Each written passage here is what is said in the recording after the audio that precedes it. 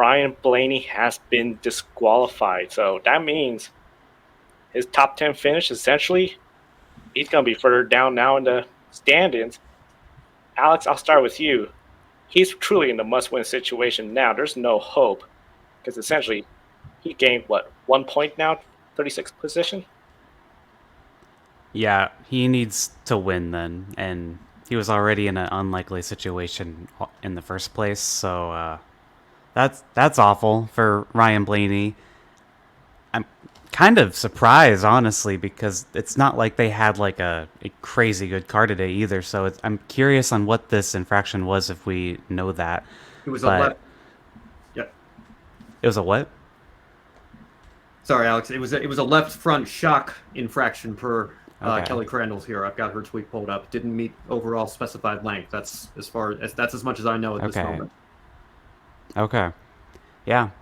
He's gonna have to win, and Homestead is an okay track for him, and Martinsville. That's all about track position now with his current package. So he's gonna have to get the pole at Martinsville, I guess, and not get past. Yeah, I don't know. I hope Brock wasn't too deep into his Carson Hocevar article because he's gonna have to do a rewrite now, I guess. But yeah, that is like you said, Alex. There is no path forward, I think, for Blaney to point his way in at this moment.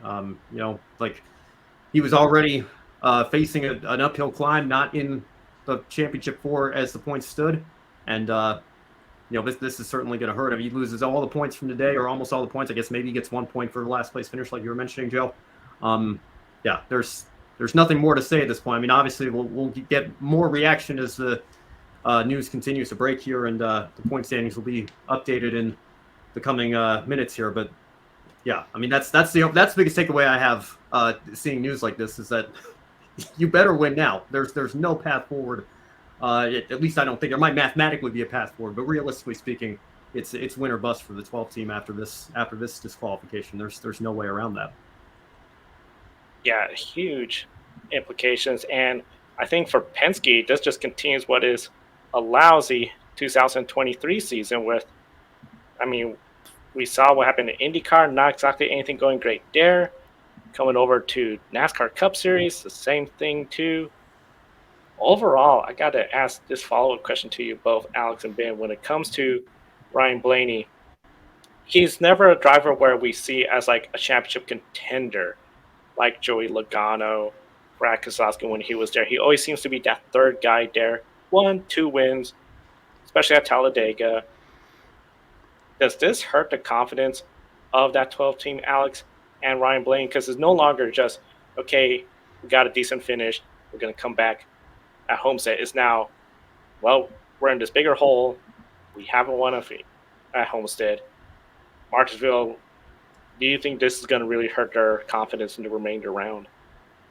Well, first I want to comment that you called this a lousy season for Penske. They won the Indy 500. Joseph won several races. And Ryan won the Coke 600. It was a lousy season for Penske, but I do find that very funny. But yeah, Blaney, he's someone I think really struggles with confidence every once in a while and just kind of gets in his own head. So I mean, this doesn't help at all. I think he's been better with that, but not. This isn't ideal by any means, obviously, but I don't know. I think with Blaney, he's in the next few years, let's say 2 years, he's really gonna have to start winning more races. He can't just get this one win a year, maybe 2 wins a year. He's gonna have to start pull out like a 3+ win season.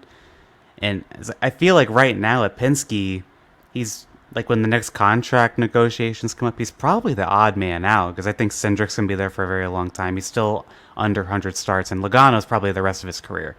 So if Penske ever wants to make a change, they're probably going to be looking at Blaney to possibly replace just based on results alone.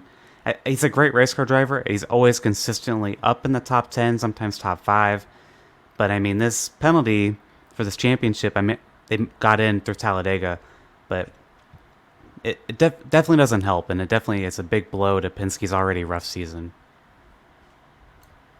All right. Well, per let me see. I'm just forgive me. I'm trying to pull up a couple of tweets here for updates. Alan Cavana says Blaney goes from top 10 finish and 39 total points scored today to a last place finish in 1 point. So That's a 38-point swing not in his favor. So obviously he's in a must-win situation. Inspection looks like it's complete, so Kyle Larson is officially the winner, so no issues there.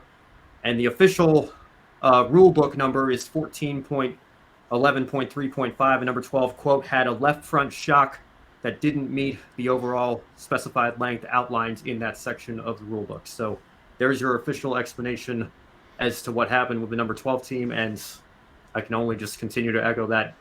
If you're Ryan Blaney, if you're a number 12 team with Penske, you better win now, because there is no path forward to recover from this otherwise. But I don't know that they're going to be able to, because this is an absolutely crushing blow, and it has to be a huge blow in terms of just morale over at the Team Penske shop. Like you mentioned, and to Alex's point as well, I wouldn't say it was a lousy season for Penske and IndyCar with all the oval races with Joseph Newgarden won, including the biggest one of them all. But like we talked about earlier, Michelle, it seems like the Fords have just been a little bit behind the Chevrolets and Toyotas all year. They have won some races here and there and been competitive on certain types of tracks, but I don't know that this is something that this 12 team is going to be able to recover from. I mean, we'll see how they bounce back at Homestead, but it is going to be very, very difficult, I think, to in a season like this where the Fords have been a little bit behind the 8 ball. I think if they can come back from this, it's going to be remembered as, I think, one of the greatest comebacks in the history of this playoff era, because they, it's just, I can't imagine the blow that they must be feeling right now, losing all those points, in an instant just because of an issue in tech. An issue in tech. One of the big things, looking at the bias results, Chris Buescher goes from 11th to 10th place, so that's one more point for him. He's still probably much at a must-win situation. And then you got Joey Logano, 11th place, the highest finishing Penske driver. Essentially, besides Raj Fenway, Keselowski racing, the only other Ford up there in the top 15, besides Kevin Harvick right there in 15th, is his teammate Eric Almirola in 13th position.